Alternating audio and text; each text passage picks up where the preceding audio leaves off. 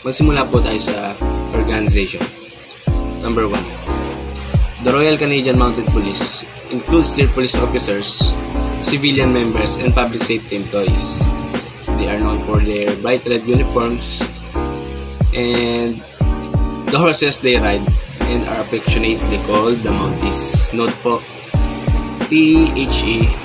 THEMOUNTIES. Bakit nila kinoconsider ang kanilang police officers, civilian members, at ang kanilang public safety employees? Bakit po? To organize and investigate crime seriously, financial crime and criminal activity related to national security, to conduct international law enforcement capacity building, to support Canadian international peace operation, and advance domestic police operations through enhanced visibility, and research and influence abroad. And pangalawa po, the RCMP is headed by a commissioner who, under the direction of Minister of Public Safety of Canada, has the control and management of the force and all matters connected therewith. In 1996, the RCMP becomes moving toward more regional management system under the direction of a deputy commissioner. Sino po ang tinutukoy nila dito na commissioner? Ang commissioner o ang Royal Canadian Mounted Police daw po ay pinamumunuan ng isang commissioner na under ng direksyon ng Minister of the Public Safety. Sino po ang tinutukoy nila dito? Siya si Mike Duheme. MikeDuheme, na honored to serve as a commissioner of the RCMP. With his more than 35 years of being a police officer, he brings a wide range of policing experience to his current role. Number 3 po. The RCMP is involved in a contract policing nationwide and undertakes provincial and municipal policing in all country except provinces of Ontario and Quebec. Bakit daw po? Ang Royal Canadian Mounted Police daw po ay involved sa isang contract policing nationwide, and they undertakes provincial and municipal in all country except daw po sa probinsya ng Ontario at Quebec. Bakit daw po hindi kasama ang Quebec at Ontario? Dahil ang Ontario po at Quebec ay mayroong sariling police forces and they operate their own police forces. Number 4. 4 regions: Pacific, Northwestern, Central, and Atlantic.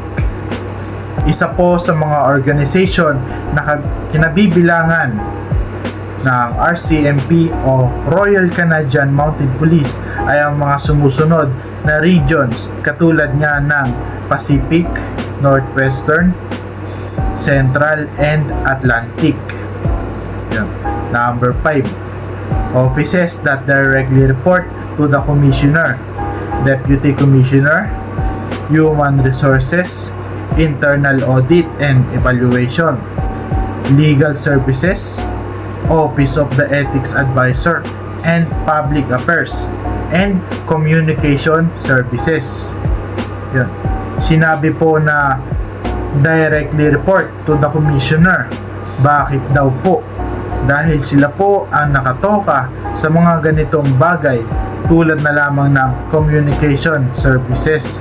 Sila ang nakakapagsabi sa Commissioner ng RCMP na si Mike Duheme kung ano ang mga impormasyon na kinakailangan makarating sa kanilang head leader, kung ano ang gustong iparating ng mga mamamayan ng bansa nila, kung ano ang impormasyong galing sa ibang bansa, at madami pang iba. At gaya naman ng matataas din na ranggo bilang police officer ng RCMP, nakakapagbigay sila ng impormasyon kung ano ang napag-uusapan ng kanilang mga tauhan, suggestion at mga plano na maaaring mas maging epektibo sa pagpapatupad ng batas o di kaya naman ay tungkol sa reklamo ng mga mamamayan nila. Number 6. The force is divided into 15 division plus headquarters, Ottawa.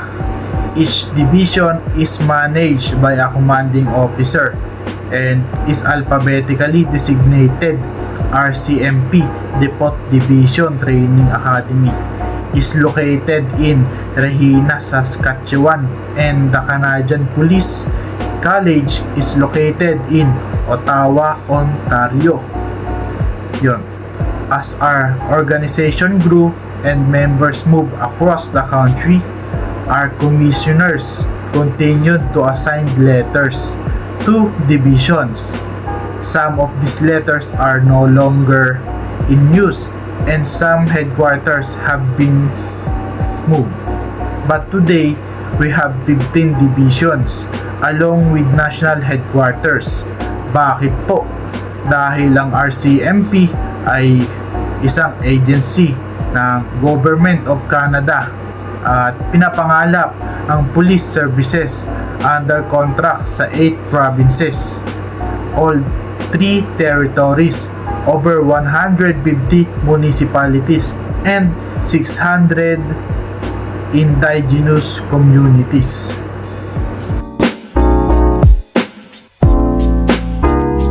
And let's proceed naman po sa actual strength of RCMP or the Royal Canadian Mounted Police. The on-strength established of the force as of April 1, 2019. Meron po sila na isang commissioner. Gaya nga po ng nabanggit ko kanina, kung sino ang head ng RCMP na under ng Minister of Public Safety ng Canada na si Mike Duheme. Take note po, M-I-K-E-D-U-H-E-M-E, na honored for his 35 years in service as a police officer that brings a wide range of policing experience to his current role as a commissioner. At meron din po sila na 5 deputy commissioners, 28 assistant commissioners, 57 chief superintendents, 187 superintendents, 322 inspectors, 1 corps sergeant major, 8 sergeant majors, 9 staff sergeant majors, 838 staff sergeants, 2,018 sergeants, 3,599 corporals, 11,913 constables, 112 special constables, 7,695 public service employees, at 3,403 civilian members with a total strength of 30,196. Take note po, 30,196. Ranking system. Ang RCMP naman ay mayroon ding sariling ranking system. Commissioner, Deputy Commissioner, Assistant Commissioner, Chief Superintendent, Superintendent, and Inspector. Yan po ang mga commission na rank sa RCMP. At ang non-commission rank naman po ay ang Corps Sergeant Major, Sergeant Major, Staff Sergeant Major, Staff Sergeant, Sergeant, Corporal, and Constable. At gaya po sa ating PNP ay mayroon din po silang rank like this. Ang pinakamataas po na ranggo sa kanilang ranking system ay ang Commissioner, na ang katumbas naman nito sa ating PNP ay ang Police General. Sinundan naman ito ng Deputy Commissioner, na ang katumbas sa PNP ay ang Police Lieutenant General. At sa non-commissioned rank naman nila ay ang Constable, ang pinakamababa dito. At ang katumbas naman nito sa ating PNP ay ang Patrolman at Patrolwoman.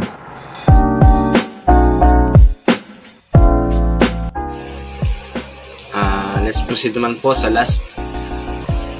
Qualification requirements for application. Ang pinakauna po sa lahat ay ang maging Canadian citizen, have a permanent residential status in Canada, individuals with permanent status must have resided in Canada for the last 10 consecutive years. And pangalawa po, be at least 19 years of age at the time of engagement. And number 3, be proficient in English or French. Maging mahusay po sa paggamit o pananalita ng English or French para sa mas epektibong paraan ng komunikasyon sa bansang Canada.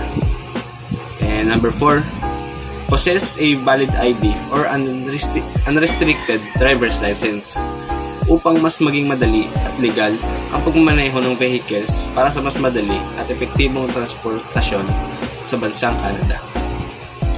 And number 5, have a Canadian secondary school o high school diploma or equivalent. Katumbas ng diploma ng sekundaryang paaralan sa Canada. Number 6, meet the health and psychological standards. Dahil sa bansang Canada ay mayroong set of voluntary guidelines, tools and resources intended to guide organizations in promoting mental health and preventing psychological harm at work.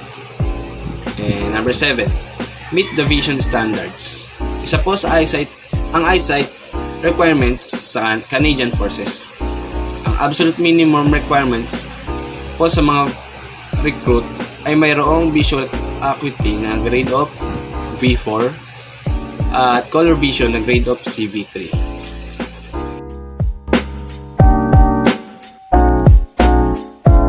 Number 8. The hearing and examinations are no longer a requirement at the start of the application process.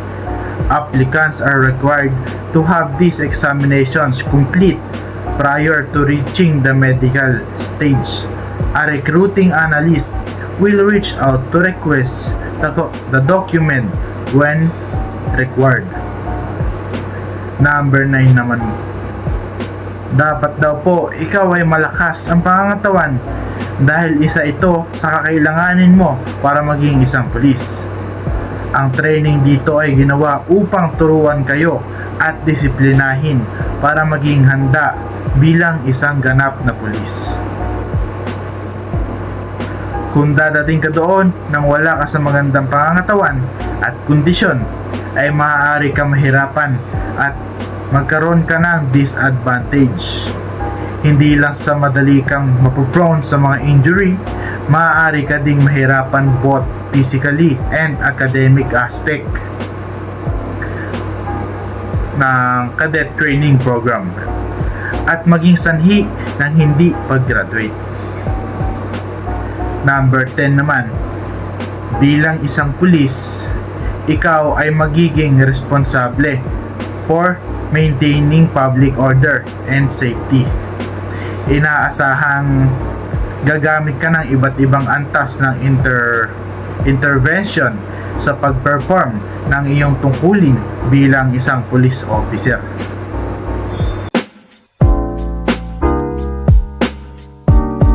And dito na po nagtatapos ang aming presentasyon tungkol sa RCMP or the Royal Canadian Mounted Police. Thank you po.